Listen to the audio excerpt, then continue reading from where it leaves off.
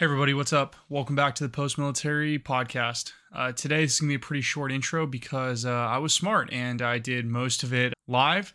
The only things that I want to say is, as always, we have included the timestamps in the description of the episode. So if you are interested in any specific section of the show, please head down to the description to see what's down there. And finally, if you like the content and want to support us, liking, subscribing, sharing the content with those who may need it is always greatly appreciated.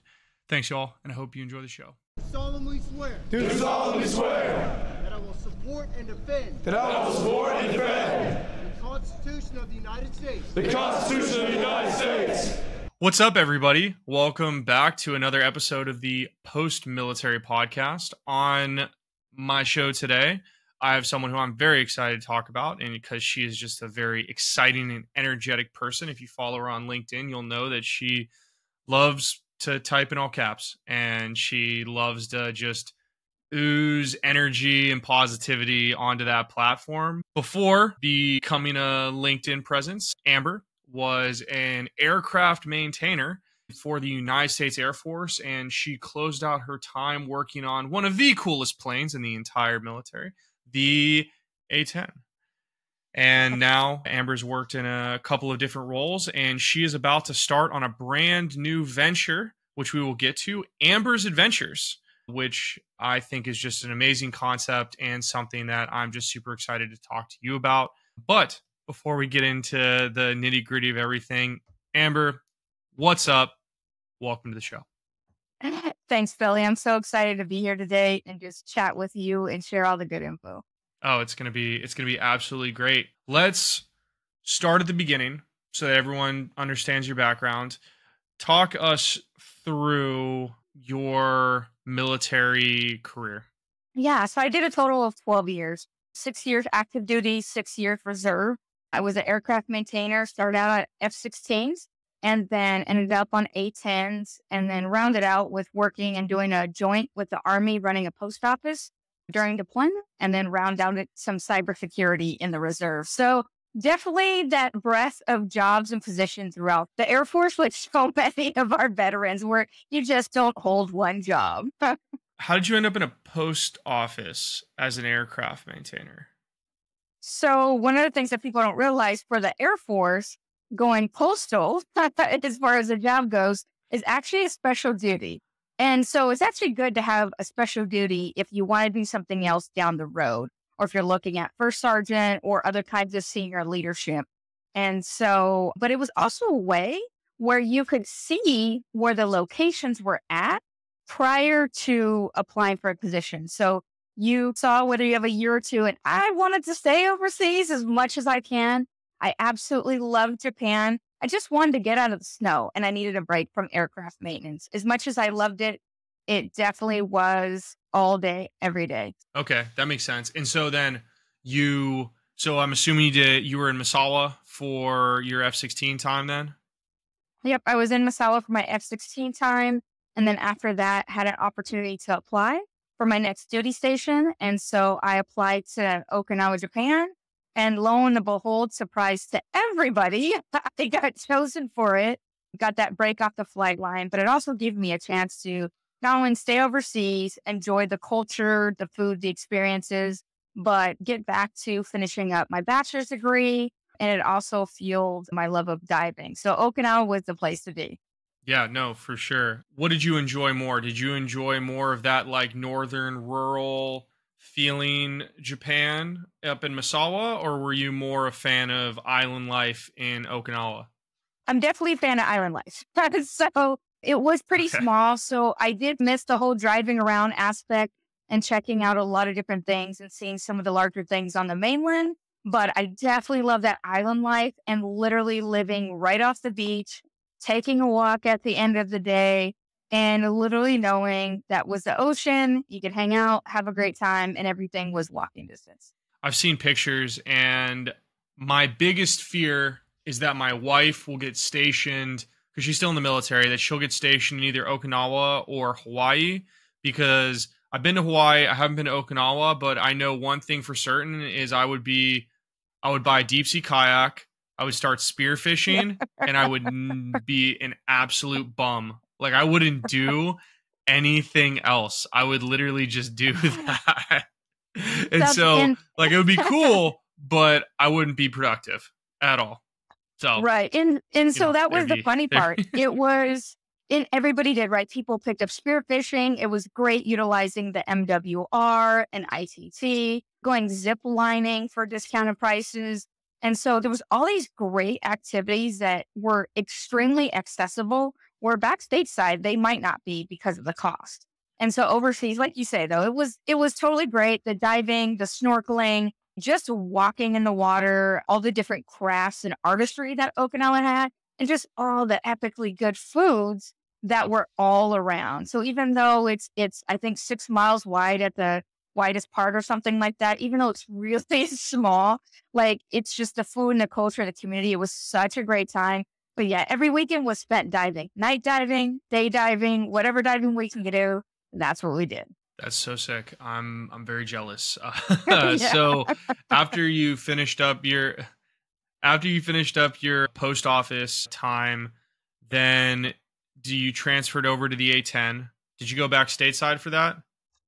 I did. Unfortunately, I came back stateside, but the needs of the Air Force. And so I was really bummed. I love the A-10s. Phenomenal. And I'm so glad my A-10 is actually retired in the Boneyard in Arizona, which is awesome and amazing. And it was a great opportunity to work on a completely different aircraft than the F-16. And I think, like I said, I very much enjoyed that. But it put me in Arizona at Davis-Monthan. And going from Okinawa to Arizona was a big change for me. So it was the time where I could choose what I wanted to do next. When you went to Davis-Monthan, did you know that it was going to be like, did you know that you were done with the Air Force at that point? Or what was like the genesis for you of leaving after DM? Yeah, I think it was part of it was I definitely, I'd gotten so used to, like most of us, right? Every 2 or 3 years, going to a different place, having the TDY. At the time, there was that transition of they were trying to downsize a lot of squadrons with the A-10. So there was a lot of flux about what we would do, where we would go. And honestly, I enjoyed that overseas life so much. It was definitely an adjustment coming back stateside. But honestly, at the time, I was coming up to my 6-year contract. And, very rarely do we have a choice, right, on where the trajectory of our career goes. And for me, it was about family. I'd spent 5 years overseas between 2 deployments, TDYs, numerous schools. And although I love that, you miss all those birthdays and those day-to-day family things. And I have such a close-knit family. And at the time, my grandmother was older, was ailing a little bit more. And so for me, it was a decision where I could still serve my country, step out into the reserves and help my family in a way that I hadn't been able to do because I was gone. And so for me, that was really the catalyst of the decision where I said, hey, where is it I want to be next? And so even though I was still going to be in Arizona for reserve duty, it was still a little more of my time that I could navigate a little bit better. So I wore that dual hat. Was your reserve position, was it full-time, or was it a part-time reserve position? No, it ended up being a part-time position. And the funny part is I tried to get California as a reserve duty. And the closest place to Southern California was actually local Air Force Base in Phoenix, Arizona.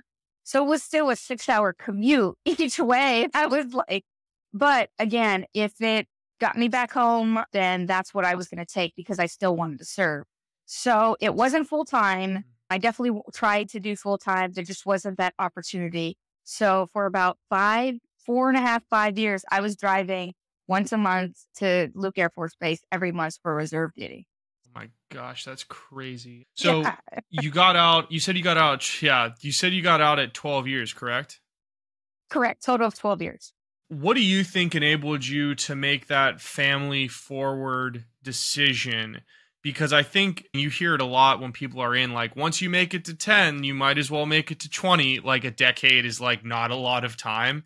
And what stopped you from, or how do you think you got over that initial almost like fear or hesitancy that I think that a lot of people encounter when they decide to get out within that like second decade before their possible retirement.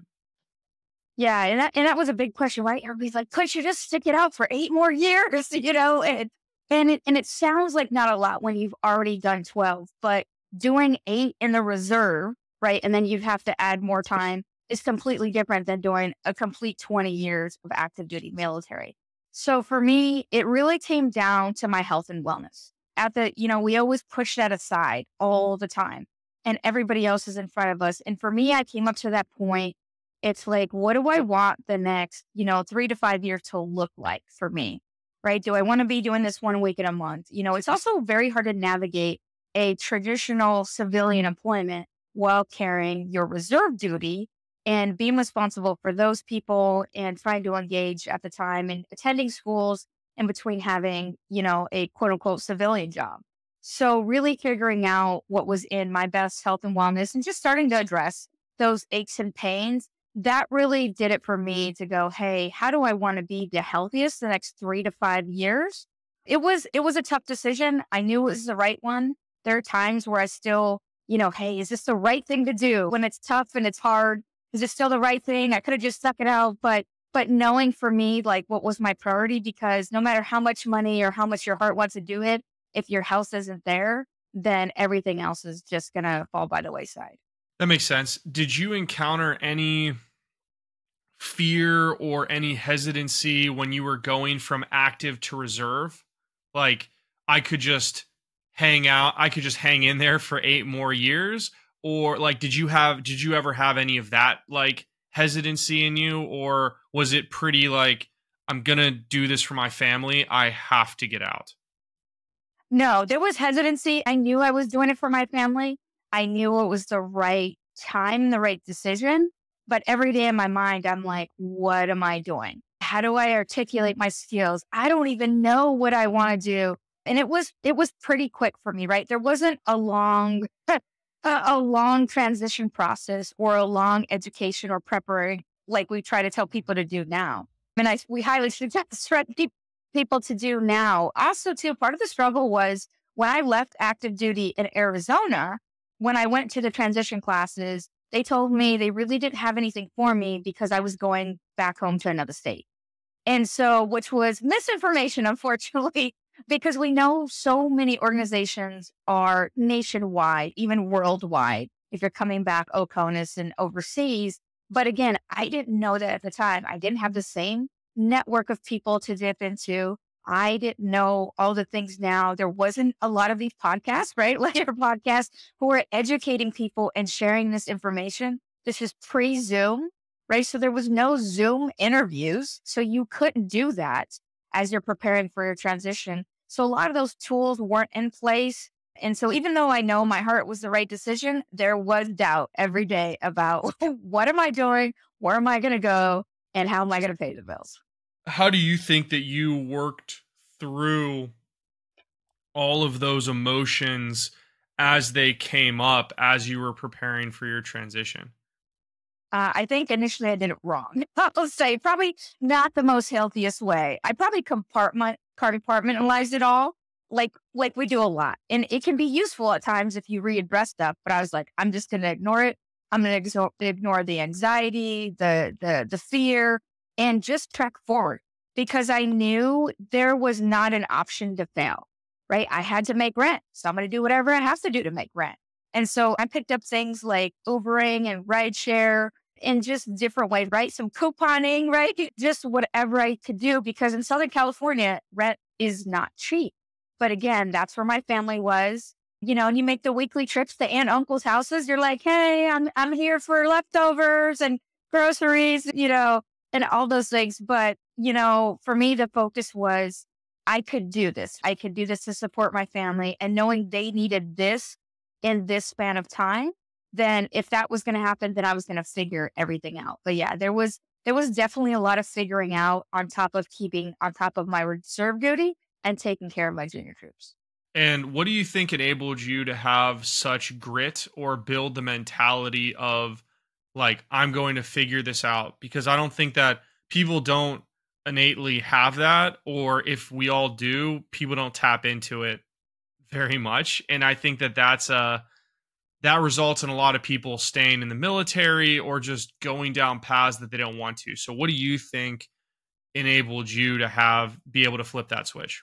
I think part of that was faith in family, right? I grew up in a family who said, you can do anything. You got to work hard enough. You can figure it out. We've given you lots of tools to figure things out and talk it through. I also had a great mentor. My wonderful mentor and friend, Trey, he was the one who really encouraged me to come into the Air Force. I came in late in life, and it was something that was on my heart for a long time. But I was like, I'm too old, right? I'm not 18 anymore. And having him to really lean into and navigate, not only during my career, but just on the outside to go, right? Does this sound right? Is this the right decision for me? But to bounce that idea with a mentor and a trusted friend who they may have different ideas, or they may have a viewpoint that I may have tunnel vision about, right? They can see those things about me that I can't see about myself, or show me some different options. So I think surrounding myself with friends and family, and even not as big of a network as I do now, because again, pre-COVID, right, we weren't doing a lot of online connecting so much. And I really wasn't a social media person, right? I was like, I don't need to get on a computer. I got too much to do. I'm trying to get my rent money and grocery money over here. But I think having those trusted people around you to know that you're not alone. You're not the only one who feels like this. It does happen. And even when your transition is great, like he's there for 20, 21 years, you're still transitioning, even though he retired and it looked like, hey, everything's great. So knowing that somebody else felt the same way and I wasn't the only one who felt that way, it really had a positive effect on me. I love the highlighting of the necessity of community through your military transition. And I would completely agree. I think it's one of the things that honestly matters more. It might be the most important thing that you need in a transition. If it's not the most, it's like second most. So I don't know what first would be, but it's something. So for you, looking back on your we'll start talking about what you did after that here in a second, but looking back on your transition, if you were to give someone who is about to go through their transition any advice on how to prepare for it from a mental perspective, like not get on LinkedIn, build a resume, not that kind of advice, but like if you're mentally preparing for that identity switch, what advice would you give somebody? Ooh, I think that mental switch is that you got to get over the ask. Don't do it alone. You're not a subject matter expert on transition because you haven't done it yet. You haven't gotten out of the military. You don't realize how much electricity costs, right? You might have a copay now at the doctor's office, right? These are all things you are not aware of. So really, I think you have to expect the unexpected, know that things are going to cost way more than you think they are. But I think you need to get over that ask and to not feel like you are a burden to somebody else, and reach out to other people, no matter your rank, no matter their branch of service, no matter their MOF or AFSC, no matter what their job was. If they have transitioned, reach out to ask them what they struggled with. Because I think there's that authenticity that people are willing to share and say, yeah, I struggled with my health and wellness, or I didn't realize the cost of living would be so much. I didn't realize I needed to budget more. So all those things, I think without connecting and reaching out to others, you're not going to be mentally prepared for. And I think it's going to be so much harder when you're surprised. And when you're surprised by something every day, it can take a big toll. So definitely reaching out to ask. I think that we struggle with that a lot as a population of veterans, and I think that it's a great thing to highlight. So what year did you get out? So I got out in 2019. Of the reserves? Or I got out of the everything? So the reserves and everything. So in 2019, I got out, and the very next month I moved from Southern California to Florida.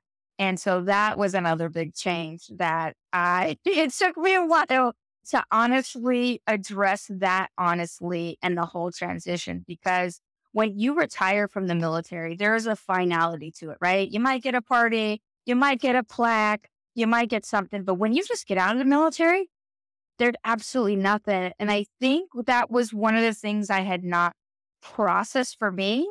I just felt like I was in and then I was out, right? Then I become just like every other veteran. And I remember the day that I officially left the reserve, like my last day, and I was actually leaving the VA. And I remember just looking at my calendar and go, wow, this is the last official day of being in the military. And it caught me, by surprise. I got a little choked up because I was no longer an active duty Air Force member, right? I was no longer a reservist. I wasn't part of that community. So it was scary to figure out, well, who am I? And really what's next? But it was kind of that kind of punch in the gut that actually surprised me.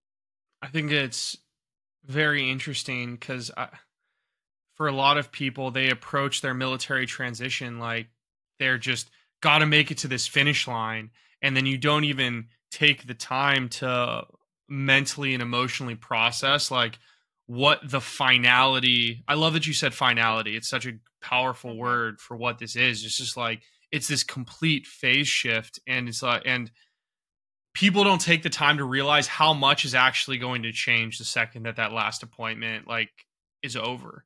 And so I think that I love that you just called that out. And so why did you decide to go from California to Florida? I had realized I was starting to put my health and wellness really as a priority. So everything I ignored active duty in the military, I now was addressing.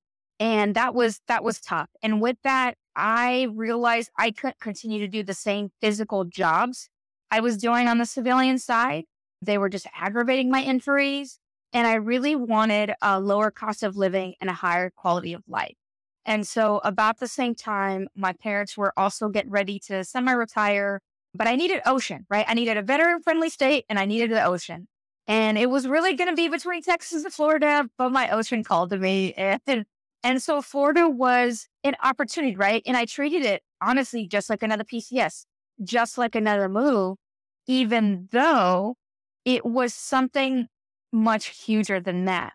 But in my frame at the time, I had to treat it like a PCS to go, okay, I'm in a new place, right? Find some new people, find some new restaurants, a new position, and tackle it that way. And it helped me to process it a little bit better. But it really took me a couple of years to almost grieve my transition. It was like you say, that finality to take the time to say, hey, I finished my service.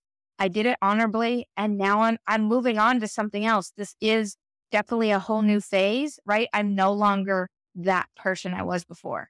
When you talk about grieving your service, what do you think that should look like for somebody else?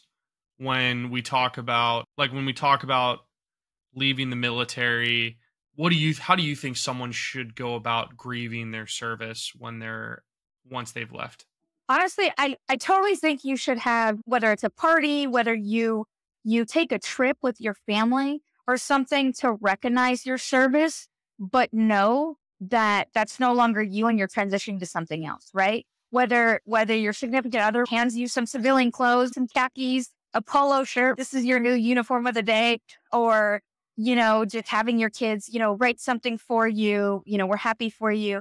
Just having that to show that you are recognizing it's a transition, you're doing something for you, you can celebrate it, but knowing that you got to take time not to jump into something really quickly, right? So many veterans want to automatically jump into the next thing. And I get it because finances and rent and bills and all those things. But I think you need to take time for yourself. And especially if you have a family, to appreciate that time in between, because there's always going to be another job out there, right? Or a job that you need. There's always going to be that. But I think you just need to take that time to recognize, your mil spouse and your dependent kids and all those different things and all that different time of service that they did as well along with you, and go, this was a great experience. Now we're on to a different adventure, right? What does that look like for us? What do we want it to look like? So I think it's good to recognize it, right? Just like a graduation, you get a diploma, you get a little ceremony, things like that. Even if you do it online, I still got a diploma right in the mail.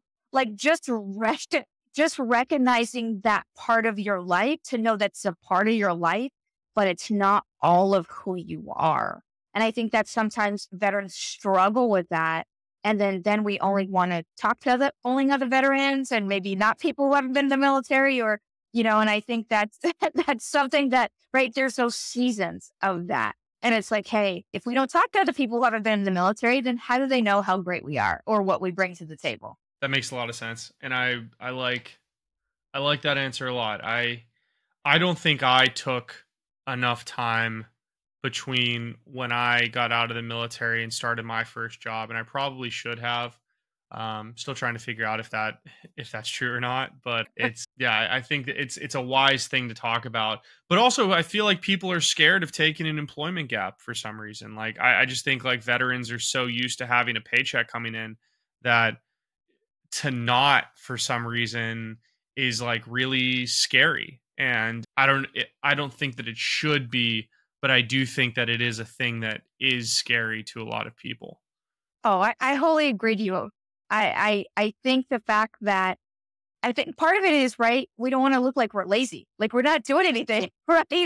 And that's not what it is. Taking a breath of time, you're not just being a bum eating bonbons, but sometimes you need to be a bum and eating bonbons. I think it's because if there's a gap, right, you're like, well, what am I working toward? Because every level of the military, right, you're working toward your next rank, you're training junior members, right, you're going to your next school, you're doing your upgrade training. So if you take a gap to think about what you want to do, it almost feels like you're not doing anything. But in the background, right, you could be figuring out what your why is or what your strengths are, how to articulate them. So you could be doing that for a month. Now, mind you, right, there's no set schedule that somebody says day 1, day 2, day 3, right? There's no workbook. There's no military transitional workbook, that actually says that can help you with those things, because for everybody, it looks different. But I think, right, when we look at it, when's the last time we took a vacation with our family or for ourselves, going on a cruise or, going to Europe or whatever that looks like? Or if somebody wants to go, they want to go to a dude ranch for like a week, go do that. You're not wasting time, because you're taking that breath, you're investing in your health and wellness. And if you just jump right into another job and you actually don't even know what you want to do, but it's another paycheck just so you can be consistent, well, then you're only going to stay there for so long, right? The statistic is, right, most military veterans leave that job within the first year.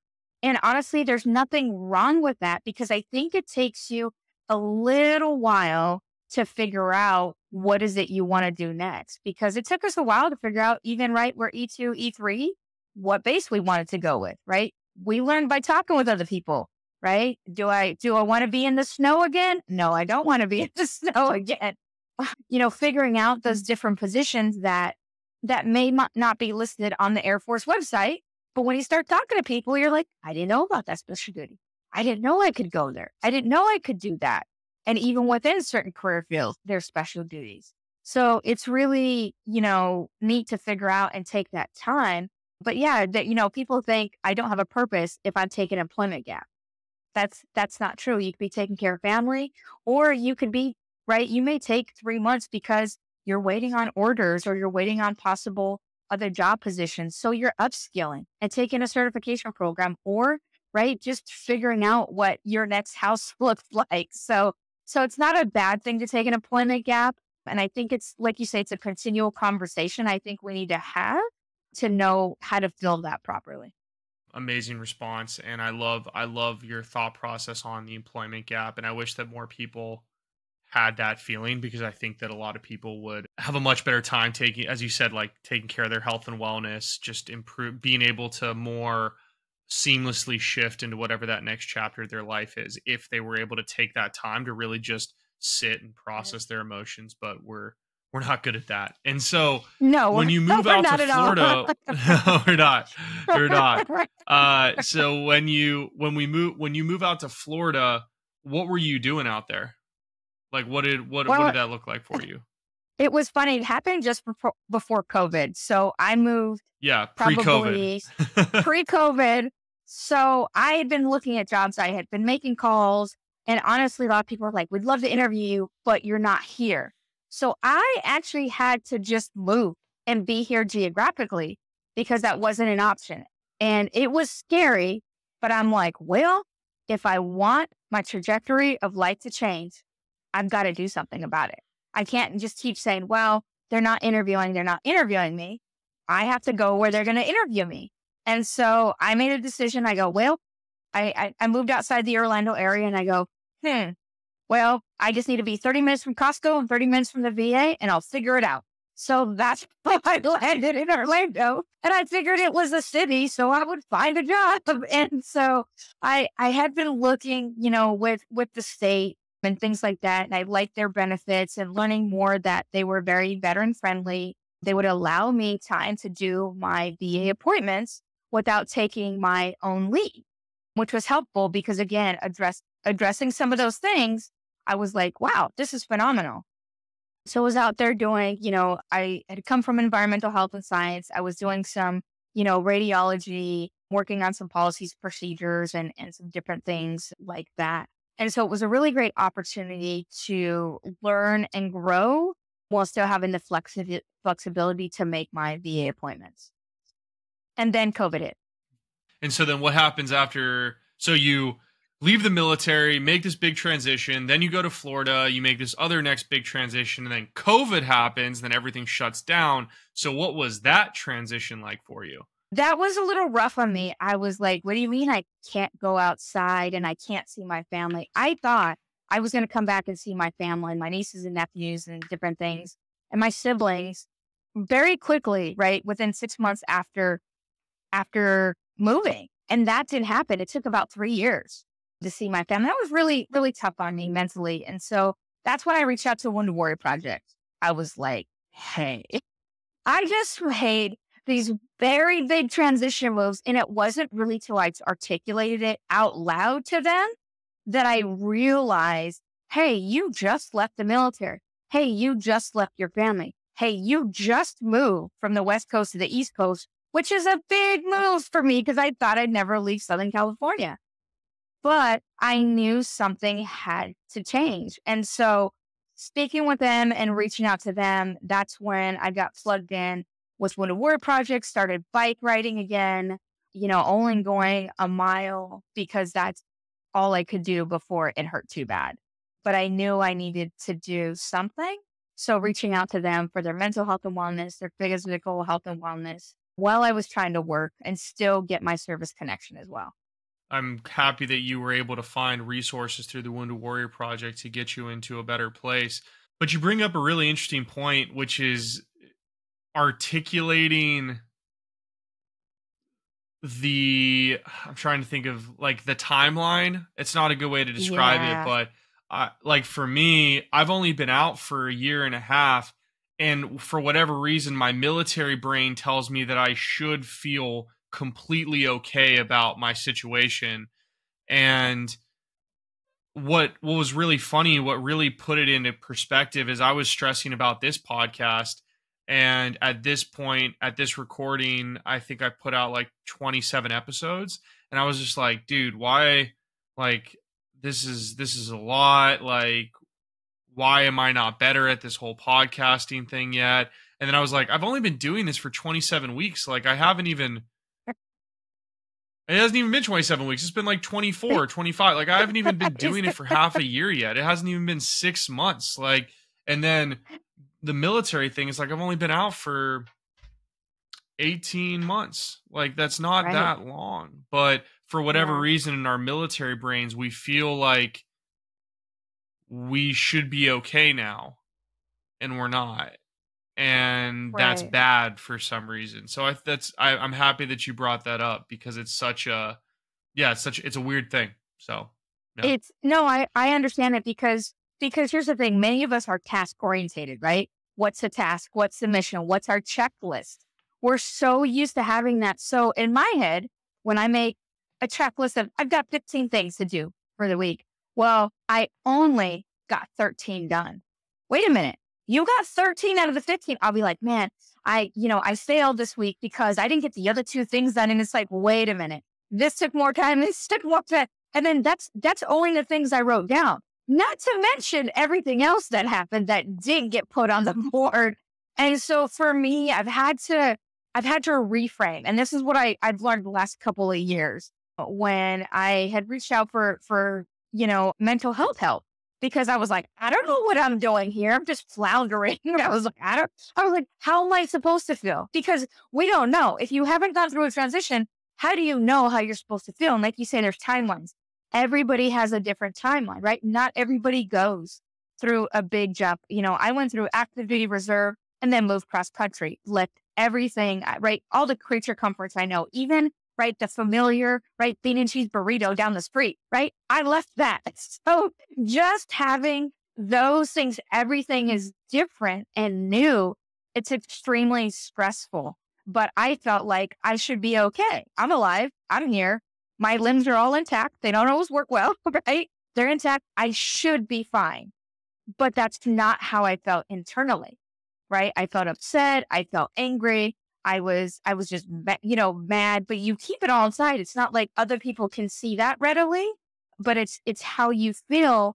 And so that's where I think there's no timeline to quote unquote transition, because there's ever changing and evolving things. So there's different things we're going to do. And I think we have to allow ourselves to try them. And I don't want to say necessarily fail, but sometimes things aren't going to work out, but they don't work out sometimes for the best. And I think if you have to take those experiences and go, maybe maybe you did a skill bridge and it didn't work out. Maybe you did, but you learned some great things for 3 or 6 months. Take that time and that experience and go, this is what I learned. This is what I'm building on, because everything is a stepping stone. And so we don't have to be right the top of the class at everything.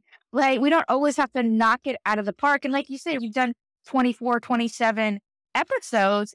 And it's like, well, who says you have to be the same or as, finite as somebody who's been doing it for 3 years? But like you say, in our veteran brains, I should have this down pat. I've been doing this. I've been showing up. I got the right equipment. It should be flawless. That's just not how life is. And so I think that's for me. It's instead of focusing on what I don't get done, personally, I had to reframe it in a way: are the bills getting paid? Are the lights still on? And am I still alive today? Am I still breathing? Are the people beside me the people I can take care of? Because that is a big thing for our world. If those things are essentially okay, then it's okay. Maybe I didn't get my LinkedIn post out today. It's okay that the laundry didn't get done today, because it'll be there tomorrow. It's always there tomorrow. And I think that's where we sometimes are so heavy on ourselves that we have to look at things with a different lens. And it's taken me time. And I have to have reminders. And again, having a community of people to remind you those things at time, to be like, it's okay. Everything's good. It's like today, go for a walk on the beach. You're right. Thank you. I need to go for a walk on the beach, So again, having that community around you to support you, because sometimes we get that tunnel vision. Yeah, it's really funny because when you look at it objectively or not internally, like if you're dealing with someone else and you watch someone flip out because they were 95% correct and they just lose their mind because they're missing 5%, you'd go, what's wrong with you? Like, it's fine, chill. But for us internally, we can't see that within ourselves. And I just think it's just one of those things that's just not talked about or well prepared for when people are getting out of the military, where you can be okay. Like, the success criteria is very different, or you need to work on reframing your success criteria when you get out. And I love that you're talking about it. The next thing that I want to talk to you about, though, is during COVID. So we're building up to Amber's adventures, which I really want to get to. But the last time we talked, you started talking to me about how COVID was this like almost genesis point for you doing a bunch of stuff that leads to Amber's adventures. So tell me about what that was. Yeah, COVID was really, it put us all in lockdown, right? We couldn't say hi to our friends. You can't vibe your neighbors, right? I could walk the cat and I could go for a bike ride. That was it, right? I went to and from work and he does walk. So, so that was it. And so there was a lot of self isolation, right? And it was already there. We already tend to do that. And with the transition of coming out. So for me, again, I wasn't on LinkedIn. I did like most people.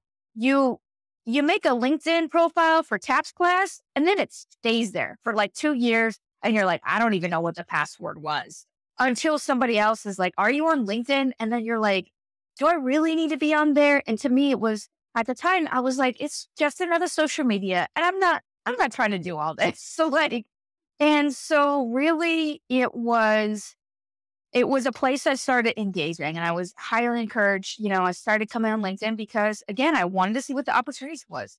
I wanted to connect and feel connected, with other people and learn more about these new services. And I think moving from California to Florida really got me more out of my comfort zone because I was familiar with a lot of services in California.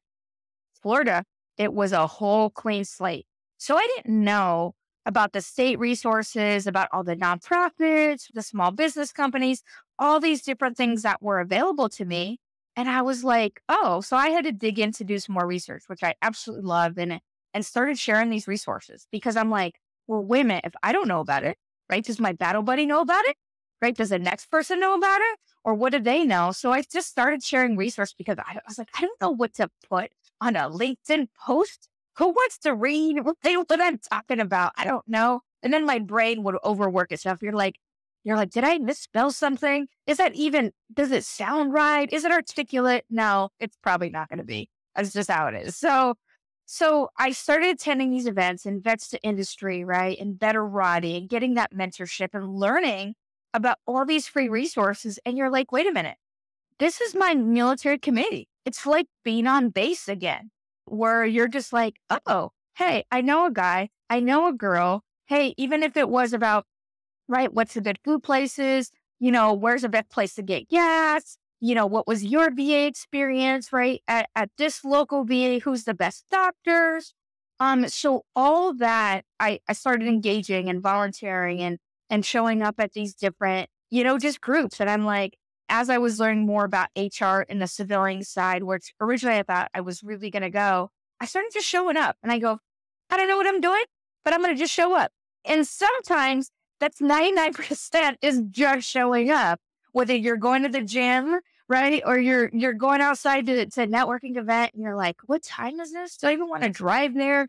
Am I going to know anybody? So I had to get out of my comfort zone of the perception of what people will maybe think about me. And it was more not them. It was just me, right? How I'm going to look. What t-shirt do I wear on the Zoom networking event? And it really wasn't a big deal, right? It was come as you are, come with your questions. We're all here to learn. And so that's how I just started getting on LinkedIn and people started seeing me share resources and, got plugged in with different organizations and started volunteering my time. And that's how this all started. I love that. And so then when did you go back to California? So it was probably, what was it? It's like 3 years. So I think it was like 2022 because we're 23. So I think it was last year. I think it was last January, if I remember right. So it'd been about 3 years, 2.5, 3 years since I'd seen my family. Now, mind you, my older nephew, I use that loosely. I have lots of nieces and nephews around the country, and I'm so thankful for that. They make my life richer. But my nephew at the time, the first couple of years, we'd all lived together. So growing up with that family and having that relationship, and then being away from him for 3 years. So the last time I saw him, he was 2, and now he was 5. And that's a big jump going from toddler to a young kid. And you're like, is he really going to remember me? And yes, we have iPhones and FaceTime and all these things. But when you're a kid, you're not trying to be on the phone. So my family did their best, and I finally just got tired. I was like, you know what? I need to go see my family. We're in a healthy-ish state. as we could be coming out of COVID. And I had built these relationships and these friendships online. And people are like, well, but is that even real? Like internet friendships? And I'm like, this is not 2000 AOL with internet friends, right? MySpace top 10. Right, exactly. So I was like, no, these are real people. And so I said, you know what, guys, I'm going to go on a cross country road trip. Screw it. I'm going to do it. It wasn't the first time as a military veteran. How many times have we hopped in the car, gone somewhere TDY or PCS, right? It's the travel is normal for us. So I was like, screw it, gonna go. And so along the way, when I presented this, talk with some friends, they're like, come stay at my house, right? People I had been friends with for a year, 2 years, come stay with me. My family would love to host you. I would love to meet you. Let's meet up for a coffee chat, right? People were driving, an hour away. Like when I was in San Antonio, people came from like Austin and things like that. And I was like, man, I didn't even realize you lived there, right? And so, but it was an opportunity for us to connect, right, in person with one another because we had all been craving that. So it was a nice highlight where, like maybe you couldn't go out and travel the whole time, but I could. And I wanted to share those friendships and those experiences. I wanted to encourage other transitioning service members coming out going, these are real people who want to help you, who want to encourage you, who you're building real friendships with. LinkedIn is a professional platform, but everybody has a real life with real challenges every single day. And I think that's what we bring, that authenticity, right? That makes you want to connect with somebody, have a conversation with somebody. It's not just about your next job. It's about developing those relationships before you even need something from somebody else. I think that's an excellent segue into what you're planning on doing now, which is Amber's Adventures. So talk me through what it is, why you wanted to start it, and what people can expect from it. So I was very resistant to do it at first, honestly, because I never imagined being a veteran entrepreneur, right? It just wasn't in my wheelhouse.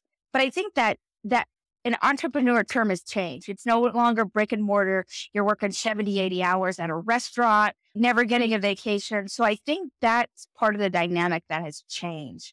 And, learning from all these different positions, part of the struggle has always been getting to my appointments, right? There's sometimes I don't think veterans realize sometimes how many appointments they can have in a week.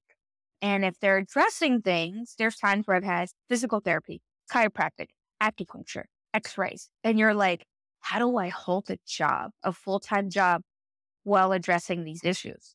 And so I think that's also a big realization that some veterans don't realize. And, I was like, trying to get these in, but there's times where I had 8 appointments in a week. And that's a lot. It takes not only a physical toll, but a mental toll. Cause I'm just like, I'm tired of going to the doctor. And so, from, like you say, taking that employment gap that I really, really needed to go, I'm not the healthiest here. What does that look like for me? And what does I want it to look like for me? So instead of me always fitting into somebody else's box, I was encouraged. So Jennifer Burke coined the term Amber's Adventures and encouraged me. And she was like, that's Amber's Adventures. This is what you're doing. Your road trip for 2 months, by the way. People are like, 2 months? And I was like, I didn't think it was going to be 2 months, but it ended up being 2 months. But that's just what it was. It organically played out. I knew I had the finances and I didn't have a timeline or the pressure. And I knew I didn't want to just rush to see people. I had to stop and go, hey, I need a massage, right? Well, I'm in Texas because my back is taking a little bit of a toll, or I need to spend an extra day because I'm really tired. So maybe it's not a good idea to get up at 4 a.m., leave Texas and drive to the next state. So giving myself that allowance and recognizing it was helpful. And then, Hope White, who absolutely love, who's just a driving force, I think, and supporter for so many. I think for me, her faith, her support, and her love have just been a constant for me because she said, I want what's best for you. she goes, but I want you to be brave, right? Essentially to step into these things before you. And I was like, I don't know what I'm doing here. I don't know where this is supposed to go and what it's supposed to be. And, having those mentors and those people who push you, who encourage you, who light a fire under you. And then I talked to my big brother, Eric Brew, got on a call with him. And I'm like, bro, and he's like, sis, let's go. Just do it. And I'm like, Aaron, and just, having those people know that they believe in you and that know you can do these things and know that there's an opportunity for you to grow. You just got to step forward and do it. So Amber's Adventures is a fold of a couple of things. It's getting into consulting, but taking where, so much of that mentoring I've been doing, I have to be mindful of my time because it equates to my health. What I don't want to do, which I've done before, is, you give all your time and your energy and you don't realize how much it takes from you. And so as we talk about this, we tell everybody else, we've got to put it for shut up. And I firmly believe that. It's like, if I'm telling people to take care of the house, I got to take care of mine. So learning how to do that. So Amber's Adventures is really about the main thing is talking about veteran travel disability. And of course that equates to the mill spouses and kids as well. But we talk about VA benefits. We might talk about travel, but we don't really talk about what that looks like when you're a disabled veteran. And it took me a while to get over feeling bad or that I didn't deserve to say that I'm a disabled veteran. And that was a big thing. And there's nothing wrong with that. It's just in my mind, right? Again, all my limbs are attached, right? I'm walking, but right, there are days where I need a heat pack. I might need an ice pack. I might need to do a lot of yoga before getting out of bed, And I think that's where a majority of us as disabled veterans who come out of service, people don't realize you're being asked to do things that most civilians are not. You're asked to work in crazy climate conditions, carry crazy rucksacks, work with equipment that doesn't fully fit you, like me. They tried to throw boots that were 2 and 3 times the size because that's all they had. So all these things aggravate you, right? Your mental health, your physical health, they take a toll. And so because we have not had time to address them, because when you're active, it's people and property that are affected. So if you address that back pain, is it going to affect somebody at the end of the day?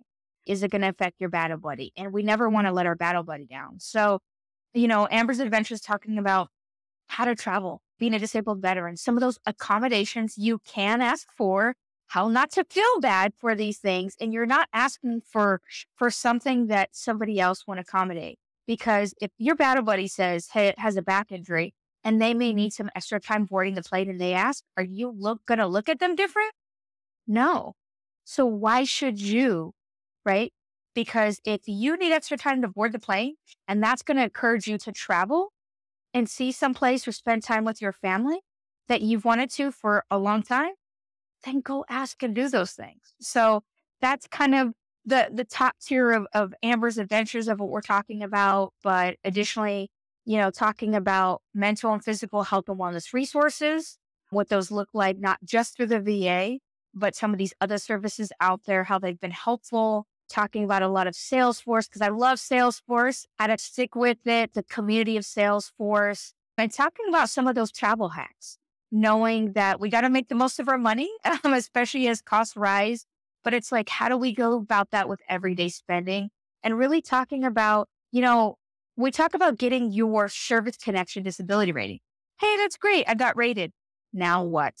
How do I talk to my doctor? How do I get chiropractic services or acupuncture? And so many people don't realize the VA will cover that. So really just talking to people, mentoring them and coaching them through not only their initial transition, but after as well to those continued services for the health and wellness. I love the focus on travel and the avoidance of self-isolation, because I think that when people get out of the military, they finally have the time to go do stuff, but they don't have the motivation to go do the stuff that would make them happy. And so I love that you're taking the time to do that. And so how can people interact with you on Amber's Adventures? I think the best way is for LinkedIn right now. Now, down the road, I would love Okay. to have a YouTube channel to funnel over those resources, but we're going to start with, we're going to go with LinkedIn for right now. It's another growing thing, but I don't want to prevent Amber's Of course. adventures from going forward. So I want those opportunities to connect, sending me a direct message in LinkedIn, engaging with some of my posts, and really sharing those resources. If you've got a resource I don't know about, I want to add it to my list to further share and highlight. And, just commenting on those things or places that you want to see, or if I'm going to be somewhere. I usually bounce between Texas, California, Arizona, and Florida. So if there's an opportunity, to sit down with you and have a coffee chat, right? Or, hey, if I'm doing something with Wounded Warrior Project, right? Or you're interested, hey, let me know. I want to tell you more about those services. Or, hey, join me, right? On a bike ride, to say, hey, cool, let's meet up. If it's going to be in South Carolina, Wounded Warrior Project is going to cover that cost to be there. So definitely getting together like on an event, on a beach cleanup, a coffee chat, or hopping on a call. And Amber's LinkedIn will be in the description of this episode. So make sure that you check that out. Go give her a follow and all that. So one of the last things that I'm interested in asking you about is we talked about health and wellness a lot. And so in Amber's mind, what is the health and wellness that people should be paying attention to as they're preparing to leave the military and then after they leave the military? I think as I prepare in the military, they need to document everything. So I think mentally, we think if we're going to go to the doctor, we're complaining, or you don't want to go into the office, right? So you're going to go to the doctor or the Mhm. dentist. But the thing is that none of that stuff is documented. It makes it harder to get your service connection, or honestly, just getting the care that you need. Because at the end of the day, when you get out, when you're transitioning, it's about taking care of you and your family. So it's going, hey, if you need dental care, but you didn't document that and you can't get service connection, well, then financially, you're going to stress about what that dental care looks on the outside. And we all know dental care is quite a bit. So having that service connection is vital. And, knowing too, as you transition out, if mental health and, again, addressing mental health, there's no stigma, the stigma is getting better about that to lessen those things. But there's nothing wrong with saying, hey, I'm having a good day today. I don't know why. Because sometimes we wake up, which is why I need the beach and the sun. But there's some Mhm. days where I don't realize if I've been on the go all the time, maybe I've just traveled and then maybe there was a conference. That's a lot of people interaction and it can be extremely draining. So that's where sometimes knowing if you're an introvert or extrovert or mix of the two and knowing the environments you've been in can affect your mental health. And knowing that I have a lot of, chronic back issues and different things like that, chronic pain can highly affect your mental health. So not to discount that you're not isolated. Your mental health doesn't affect your physical health and your physical health doesn't affect your mental health. Those two work together and addressing all those things and being okay to say, hey, is this something I have to be aware of? Knowing those things go forward. So document, talking with a veteran service officer, whether that's with Wounded Warrior Project, the DAD, or somebody else at the VA, having a veteran service officer to understand the VA language. It is different English than our English. So understanding how to properly document your items, knowing the timelines you need to do your claims before you get out, and then really following up when you get out of service, knowing what your benefits are, knowing whether your state benefits, whether your city benefits, whether they're federal benefits, knowing that different services are available to you and knowing they're not only for you, but for your family as well. I think that that's all great stuff to highlight and definitely things that people should take the initiative to start learning about prior to their transition, because those are things that are going to be incredibly helpful to them from a health and wellness perspective and from a financial perspective as well. Sure. So,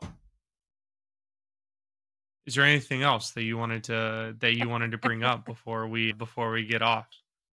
I think like we talked about before, the biggest thing that we have an issue with is the ask. Getting over the ask. I'm being a bother. I don't want to take their time. Ask for a 15-minute coffee chat. And I tell people all the time, it's just 2 or 3 lines. Let me know who you are. Are you a transition service member? You might be looking at Salesforce. You might be looking for a VSO. You saw me on this podcast, or you connected with me from somebody else from another referral. Let me know who you are, right? Why we want to have a little time, but there's nothing wrong with that ask, because you never know what is going to come of that. And we don't do this alone. We don't go into the military alone. We don't go through basic training and boot camp alone. We don't get to our next promotions alone. So why is it we think we have to do transition alone? And I'm guilty of this too. I was like, I'm a grown-ass woman. I could do this. I know how to do this. Absolutely fell on my face. And again, because I thought I should know how to do it because I was successful in the military. But again, we don't know what's on the other side. We don't know what we don't know. And yes, like most people say, it depends. So there is so much with a community, and knowing, use all the services out there. There's a different season when you're transitioning out of the military initially. You might use one service or organization, but it doesn't mean it's the end all be all. And a year from now, you may need to use another organization. So it doesn't matter what it is. Utilize all those resources, learn about them, know that they're going to change and there's going to be different opportunities for you. So that's where I say, get over the ask, get on Veterati, get on ACP, get that 1-year mentorship, learn what you want next, learn who you want to be. You don't have to do what you always done. If you want to do something completely different, start researching it. And the only way you're going to know is by asking other people who have done it before and who have gone to those schools. Again, that's the ask. You're not a bother. That is the biggest thing I can say. You are not bothering me by asking. You are not bothering others by reaching out, right? We're a community to support one another. That's why all these people are out here giving their time and their energy of their knowledge, because we all want to support our brothers and sisters, right? We want to reach back for a hand up, because that's what we're doing is handing up to that person. And you're going to do it, to the next person as well. Because again, our era is about supporting one another, and we want to know that we can all be successful going forward. That is a great final piece of advice, because like we said earlier in the episode, the people really struggle with asking for help, and it could be so much easier if people just chose to do that. But Amber, thank you so much for coming on. It was absolutely a pleasure to get to hear your story. I'm so stoked for you and your next venture with Amber's Adventures. I'm a huge fan. I'm excited to see it grow. If you're listening to this, first, thanks for making it to the end of the episode. We really, really appreciate you and your support. Now, go support Amber and everything that she's doing. Again, all of her stuff is going to be linked in the description below. Head over there for a variety of information, veteran travel, VA disabilities, and everything else that you can expect based off of what she said. And I really just appreciate you coming on to give everyone this amazing advice. And it was great. And for everybody who is listening, thank you so much again for taking the time. We really appreciate it. If you like this content, please, like, subscribe, maybe share. It's very helpful to us on the platform.